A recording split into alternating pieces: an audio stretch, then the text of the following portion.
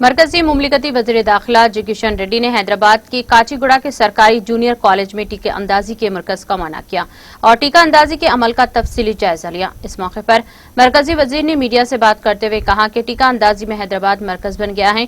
Corona के पेश नजर मुल्क भर में टीका अंदाजी का काम तेजी के साथ जारी है। तमाम रियासतों के अजला में ये काम किया जा रहा है। इस मरकज को मजीद तौसी करने के लिए मरकज की कई इक़दाम किए जा रहे हैं।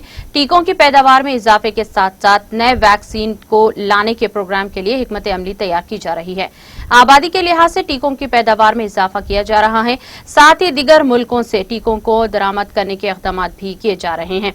उन्होंने इस मौके पर हेल्थ स्टाफ और टीका लेने वालों से भी बातचीत की। मिस्टर रेड्डी ने अपने दौरे के तस्वीर को सोशल मीडिया के अहम प्लेटफॉर्म ट्विटर पर भी पोस्ट किया। साथ ही उन्होंने लिखा कि कोविड-19 से लड़ाई लड़ने में टीका अंदाजी ही बेहतरीन दस्तयाब हथियार है।